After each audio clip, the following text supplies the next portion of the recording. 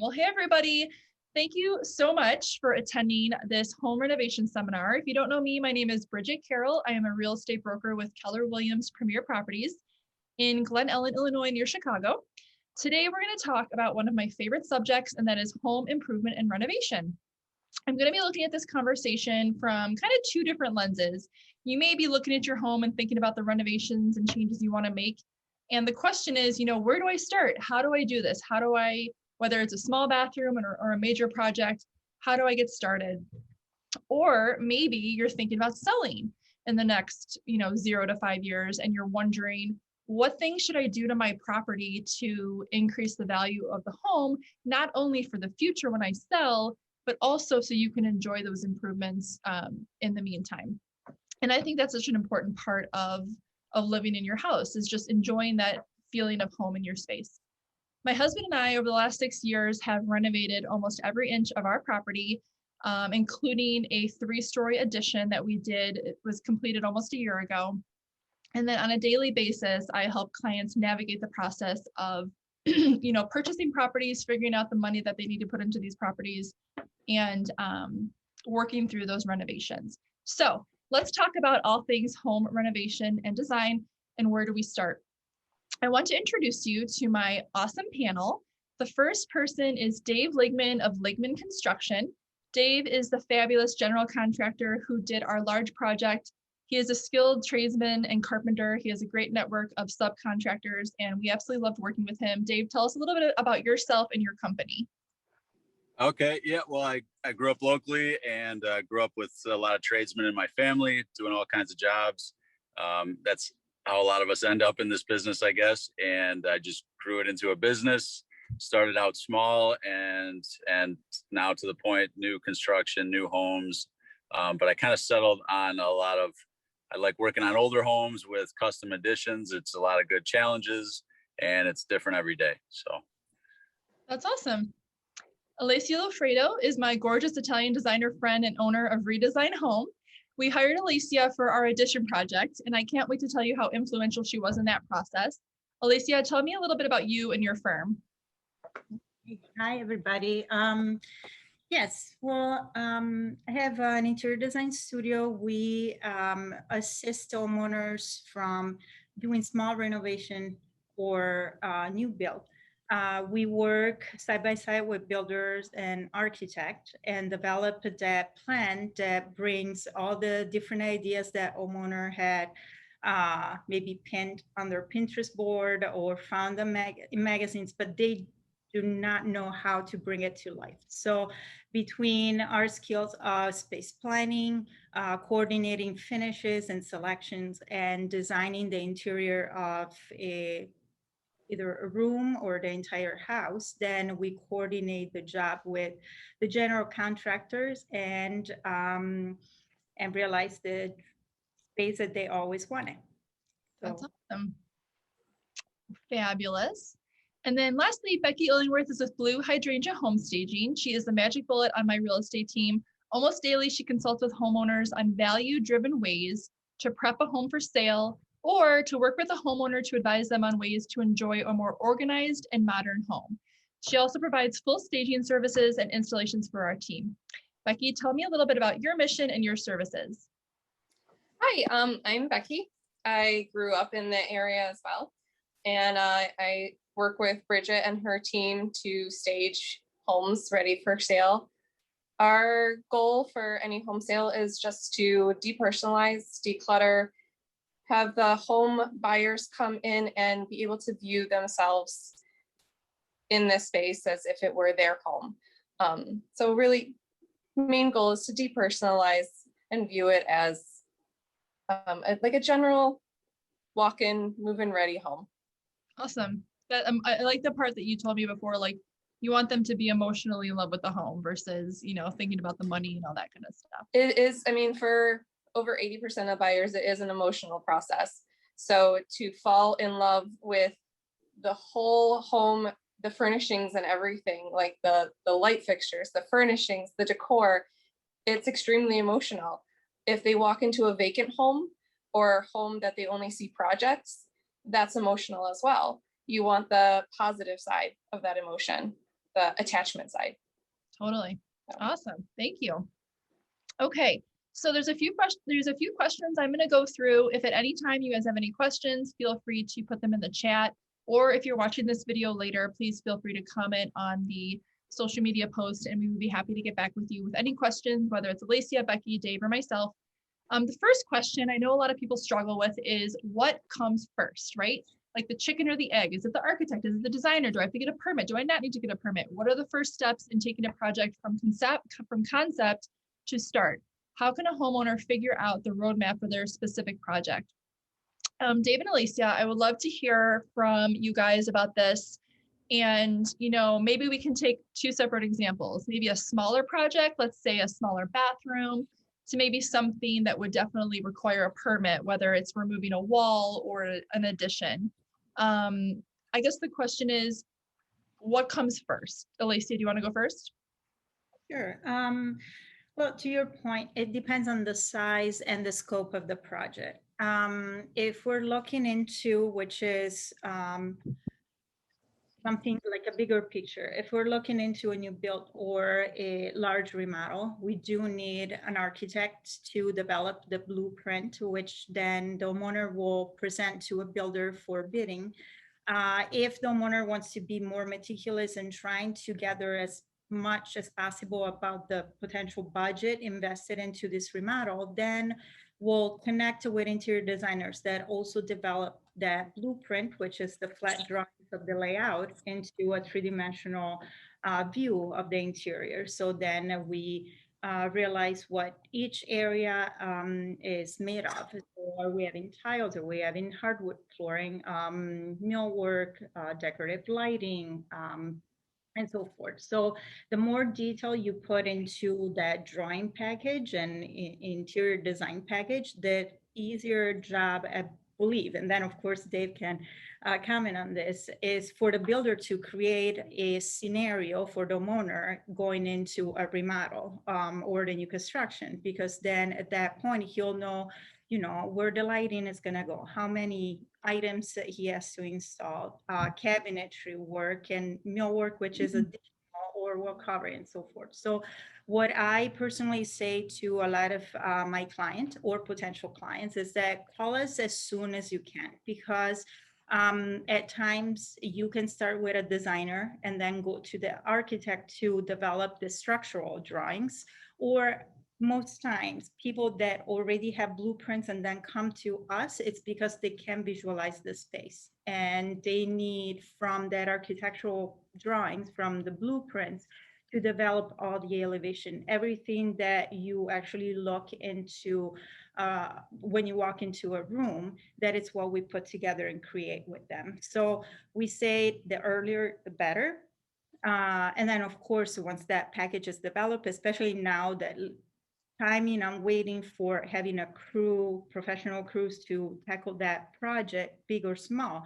It's a bit, there is more of a weight nowadays. I think develop that package of the entire design, structural and interior, and then go find the perfect builder to build it for you. Awesome. How about you, Dave? What comes first? How do you map out a project with a potential client?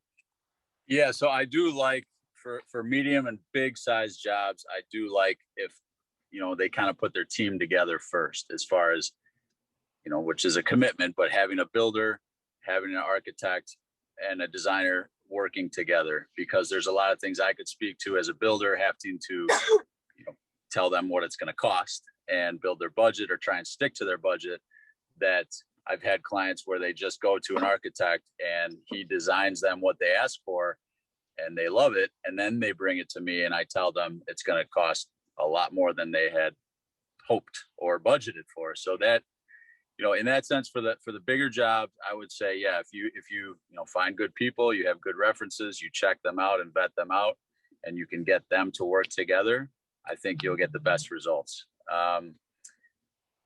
Smaller jobs, I think, I think you could probably just, work with a designer first. Some things, like you said, that don't even need to be permitted, absolutely. And then, smaller jobs like that, you could find your builder last, I think. Awesome. I know for us, when we were looking to do our addition, you know, I remember Alicia would be like, well, what's your budget? Like, I don't know. Like, I mean, the question of budget, I just want to dive in for that for 1 second because, and this is something that we can provide some resources on if anybody's interested, because I have a spreadsheet. Dave likes pen and paper, no shade. But so Dave had a really great outline of like line items that were, I would say, more umbrella type, budget numbers. And then when I worked with Alacia, we had to kind of tweak those numbers to kind of based on what we needed. Oh, and then, do you want to add this? Do you want to add this? Well, of course I do, well then, okay, now we need to add in the number. The tile, you put a number in, Dave, but then maybe we wanted to like do something a little bit extra on the backsplash. So, that number needed to be tweaked. I think really late, like the advice that I give to friends who are looking at this is think about every single wall surface that you can think of, measure it, even if you're not perfect, but like, and then try to put that in a spreadsheet to kind of estimate your budget. It's going to change, but that's a really important part to figure out, right? And I remember you do that, and I'm like, I don't know. Well, that's it. How do people know what do you mean? How do I set my budget? They don't know. And if you watch TV, that's going to make it even harder. But, Yeah. The prices you see are unrealistic. But what I would suggest and what I do myself is I break every job into a category.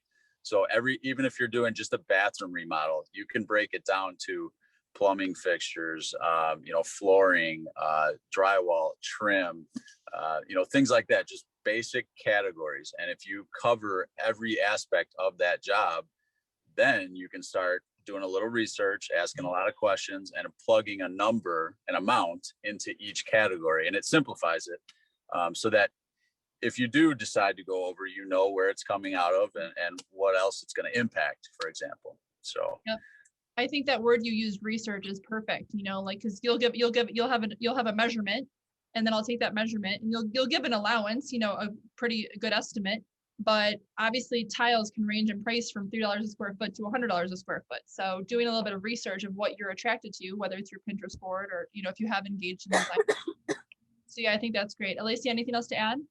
Yes, I have to say that to me, budget is super important. And it's actually that number. It doesn't have to be specific, but it's that number that your gut tells you should be or you should stick with. Because, for example, if you're going out to buy a purse and in your head all along you thought, oh, I'm going to buy that purse at Target versus Gucci, we're talking about different budget. Same thing for the house. How much do you want to invest?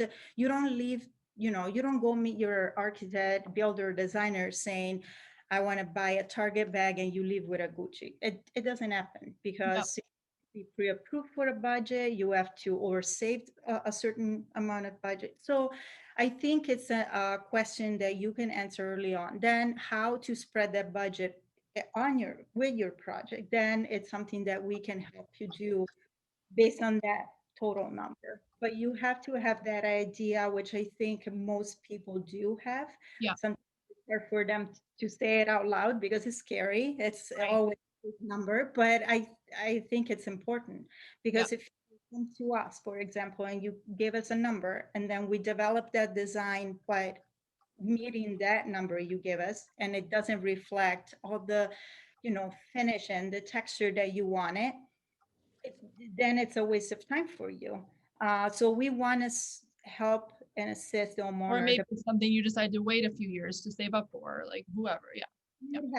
Sometimes we have projects where clients couldn't do the entire renovation all at once, but they wanted to make sure that down the road that next phase was going to be cohesive with the first phase. So we developed the entire design and then they phase it out depending on the area that they wanted to tackle first. So no, that's great. And just to close the loop on this, in terms of figuring out your budget and what comes first. So engaging an architect and measuring your home, that's a dollar amount to spend, right? So if you're not sure, if you really don't know if you can do this project right now, I think talking to Dave or talking to Alicia, having a consultation and doing those high level kind of calculations, would probably be a great place to start. Would you guys agree?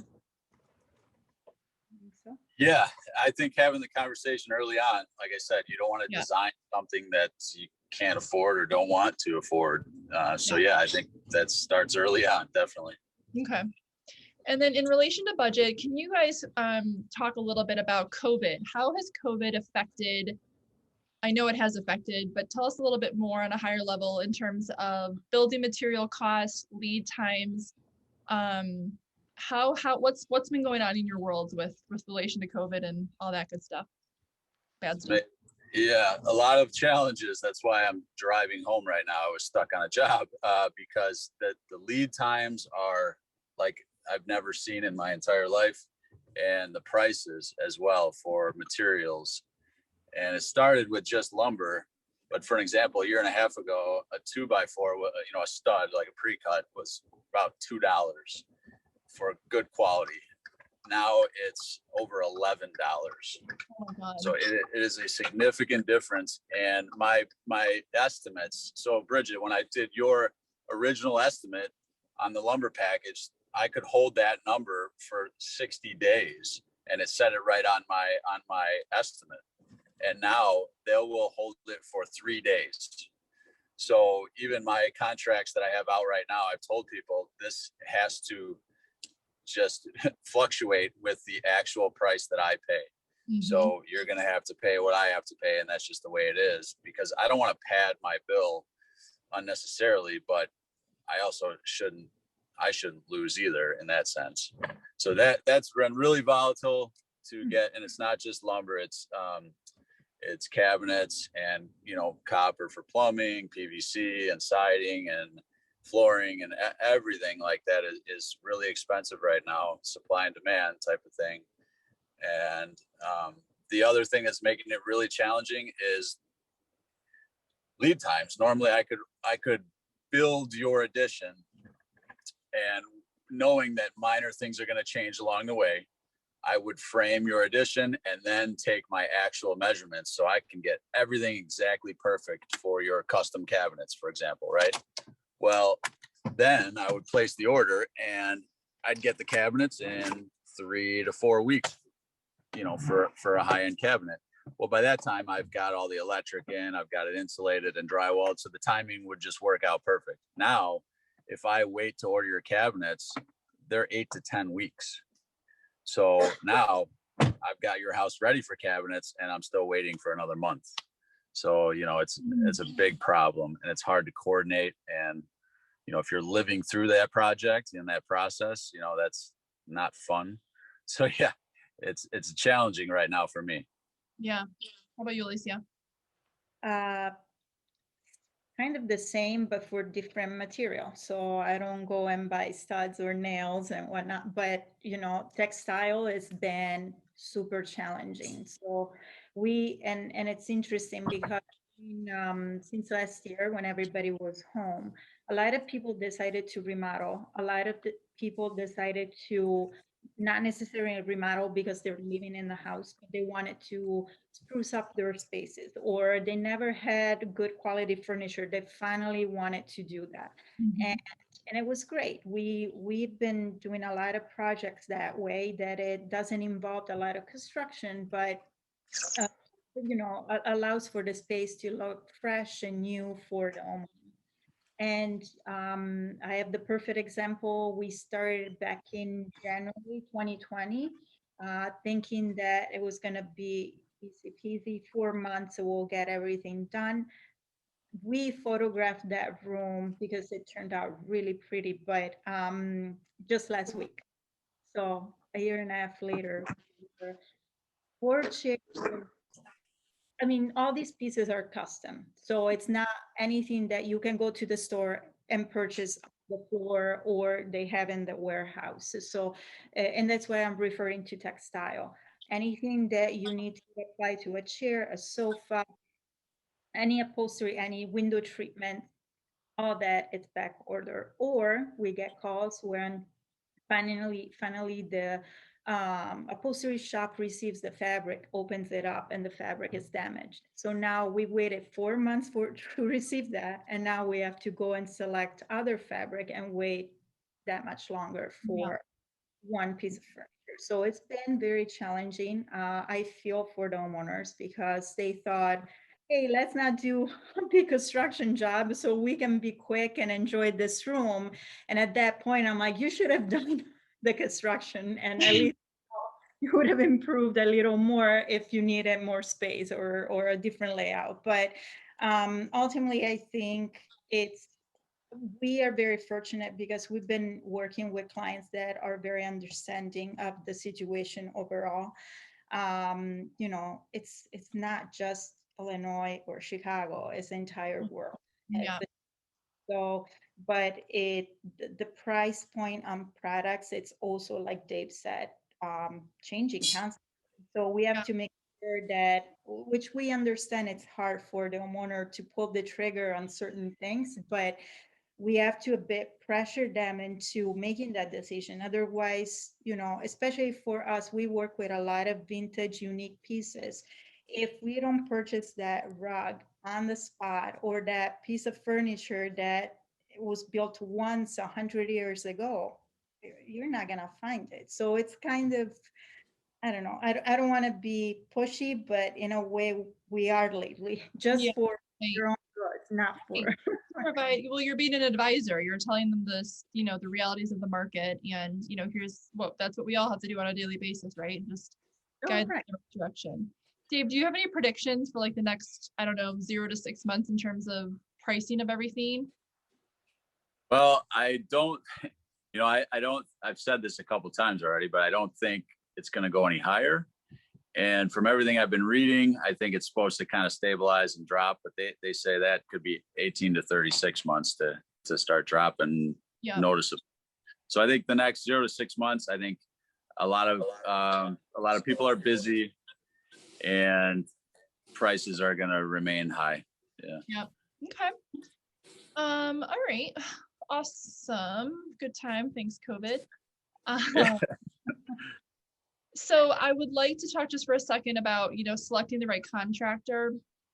What are some things that a buyer, like not a buyer, that a person, a client should be looking for when they're hiring a contractor or a designer?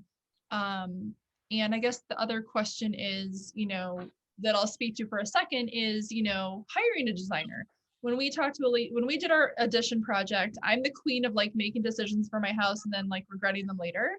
So I knew if we were going to spend all this money on an addition, I wanted to make sure that it was really, really good, right? Because I had these ideas in my head. I had my Pinterest boards, whatnot. So we engaged Alacia because I really wanted that third party opinion to guide us through the process. And I've told you this before, it was such an invaluable part for me because it took a lot of stress off, like it just having this person involved and helping me through that process was really, really helpful. So anyway, the question is, how do you select the right contractor designer? Like what does that process look like for a client, and what do you look for in a client? How is it a good relationship? Go, Dave.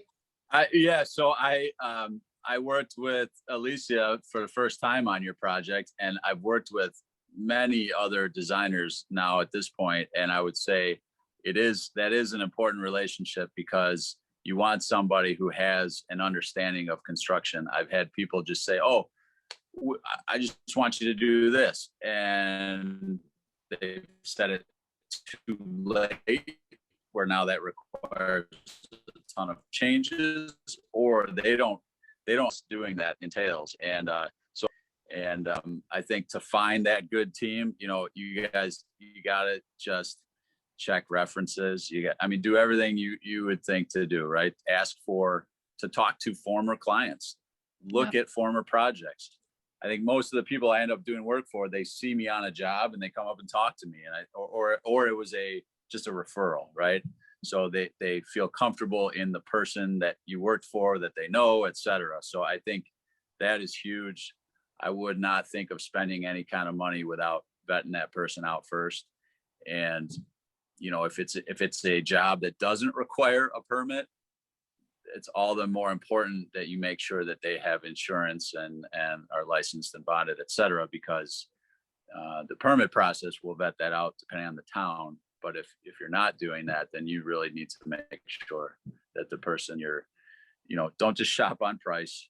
Make sure they're doing all the right things and have the experience to do what they're actually doing. Yeah, that's great advice. How about you, Alicia? I mean, I have to agree with Dave. You have to spend some time and research and know about, initially, I always say the number 3, compare at least 3 companies, 3 designers, 3 builders, just because you don't want to spend, it's time consuming. So you don't want to spend all your time just researching. You want to also pull the trigger. So, and I'm a person that goes by, I go by my gut. Like, I just know when I meet somebody if I'm gonna get along with that person or not. I've been wrong very few times. So knowing that I'm gonna see that homeowner often and in their house, you need to know that you feel comfortable with each other. And then of course time goes by and you get to know each other a little more, but it's just that gut feeling. Of course, the research about how much do they understand what it is that they're doing. There are in my field personally, there are a lot of interior designers that call themselves interior designers, but they're mostly interior decorator. Those are 2 extremely different things. They might be amazing at pairing the right tile, countertops, color for your whole house and furniture, but then they don't understand the space. So you have to make sure that the scale of what they're putting in with the cabinetry, the lighting, everything, that it's all proportioned to the space that you're working with. There are some features that are very trendy in a home now, and social media shows it all day long, but perhaps those photos are photographed in homes that are like 12-foot ceiling high, even more, and somebody that has a foot ceiling tall house, then it's hard to kind of reproduce that look. You can achieve it by changing the size of a certain elements in the space, but that's when you also want to make sure that your builder and the interior designer understand each other, appreciate what they bring to the table, because what Dave does, I cannot do, and vice versa. So knowing that, I think it's a great start. Yeah, no, that's awesome. Thank you. And I think also understanding what's important to you as the client. For me, having a team that we could have good communication. I didn't want any ego. I hate when vendors come in and tell me what, I have a little bit of a strong personality sometimes, but just the ability, just the ability to say, okay, well, what about this? Or, Dave would have an idea and Alicia would come in and say, well, I was actually thinking about this. And Dave would be like, all right, cool. Like, he didn't care, he just wanted to make sure that we were happy. And I just really appreciated that open line of communication. Or if you presented me something that I was like, I like it, but can we go maybe a little bit less expensive or whatever, you would always be open to those ideas and try to, work out a solution that everybody was happy with. So just knowing what your values are important to you as the client. Maybe you want to move away for 6 months and come back and not worry about it, and that's great too. It just depends on what you're looking for. So fabulous. All right, what do we have next here? I don't have a lender on this call, but in terms of financing options, I'll go over this really quick. Obviously, paying cash is an option. If you have equity in your home, you can refinance and pull some money out to pay for the vendor that way, the project that way, depending on how much the cost is. And then there are other financing options that you can explore. I know there's an FHA 203K program. So if you have any questions about financing, let me know about that. In terms of one more thing, Alicia, and I know that something I was attracted to you is because you have a lot of just very classic, vintage, homey, neutral, beautiful designs. Can you tell me a little bit about, I don't know what the question is. What materials are you seeing today that are both, trendy and classic? How do you deal with the constant influx of the social media, and how do you kind of work through with a client to understand what their what their design is that they're going for? So to start, every time somebody inquires for a collaboration, we request, if it's not a Pinterest board, but an email. Just show, because if we don't know the person, and most likely we don't, we have to understand them. We also do meet aside of the initial consultation, if they desire to hire us and be their collaborator in their project, we spend a lot of time to just understanding and learning about the way they live, what they're attracted to, interior wise. And then we develop a few ideas with mood boards that we believe would fit the space, but then of course it coordinates with all the information they give us. So initially, I'm a big believer that nobody should follow trends, especially nowadays. They just come and go too quick. And, you know, you invest so much money into a home to do a lot of big changes. And if you get stuck into certain things that feels fresh today, but then in 2 years might feel, oh, to 2021, it's not worth it. So I keep it always very classic and simple. My color palettes are very neutral. I use a lot of different tones of woods. And of course, I love my marble. So anything that is natural materials that could patina over time, get character. I know those are all the things you do know. Oh, I like it. I like it. You wanted me to put marble on my kitchen counters, so that's what we're joking about. And I was just like, are you freaking crazy? Do you know where I live? But it tells who lives there. You should see mine, but they're all beat up. But that's, I mean, I have Right.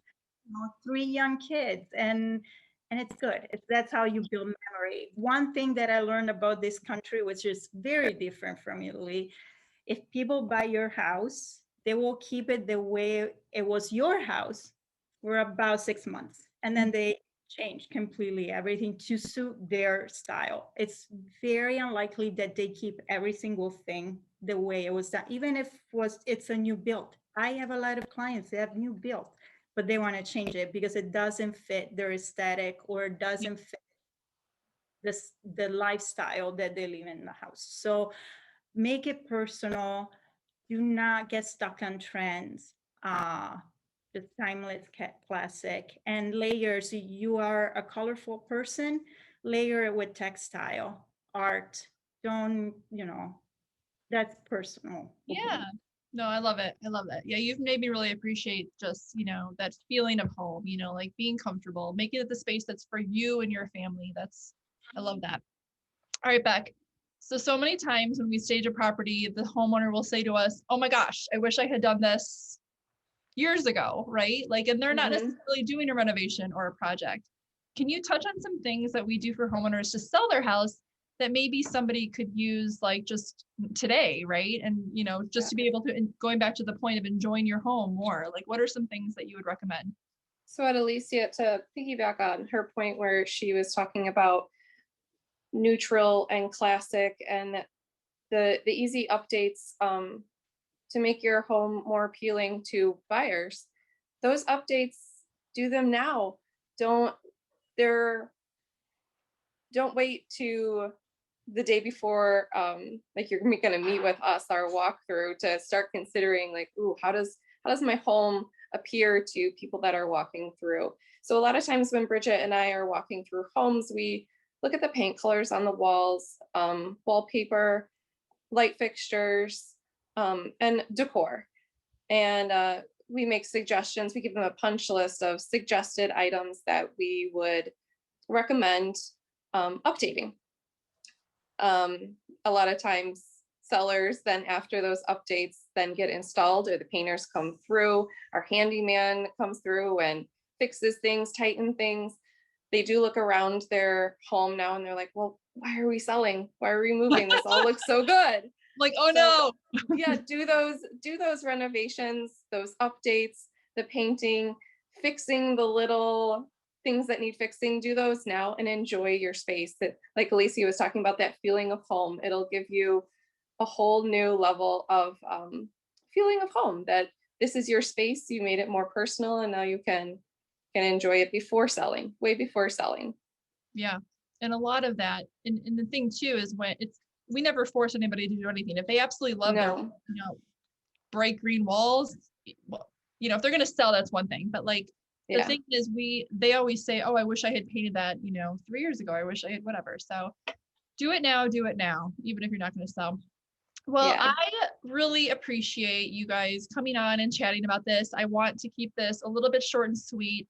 I know there's a lot going on with end of school and everything, but you guys are awesome. I appreciate you all. If you guys have any questions for me or Dave or Alicia or Becky, please don't hesitate to reach out at any time. I have clients almost on a daily basis asking me for recommendations for painters, wallpapers, plumbers, electricians, and we have all that information. A lot of it are Dave's people. Obviously, Dave and Alicia are my, go-tos for interior design and general contracting. Dave's list is, I mean, what are you, 2 years out now? You're a hot commodity. Well, Alicia, you are too, but I know that you're just so busy. You guys are also busy. So kind of that's a kind of a good point to end on, is if you're thinking about something, start the process now, even if it's like 18 to 24 months out, because it may take that long to actually get everything together, right? But from concept to completion. Any final thoughts, anyone? Well, thanks for having me. It was great as usual. Love to see you guys. All right. Yes, thank you as well. Thank This was you so fun. much. Thanks, guys. Have a great day. Thanks for coming and thanks for watching. Bye.